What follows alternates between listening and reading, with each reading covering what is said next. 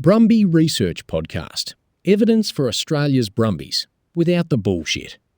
The Brumby Research Podcast, presented by the Australian Institute for Independent Research, AIRR, is proudly, loudly and unapologetically pro-Brumby.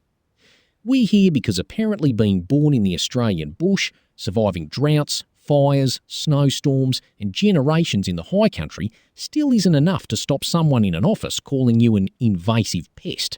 Bit bloody rude, really. This podcast digs into the science behind Australia's Brumby debate, and when somebody throws around a population number, environmental claim or management justification, we ask the deeply inconvenient question: where's the evidence? We investigate population estimates, aerial surveys, detection probability, reproduction rates, removals, animal welfare, ecology, and the difference between actually counting a horse and producing a statistical estimate of how many horses might be out there, because estimated and counted are not the same bloody word. We also investigate something strangely absent from much of the argument: what Brumbies might actually contribute to an ecosystem. Grazing, seed dispersal, dung, nutrient cycling, vegetation structure, fuel loads, microhabitats, landscape modification. In other words, instead of starting with horse equals bad, we commit the apparently radical academic offence of asking what actually happens. And then there's heritage.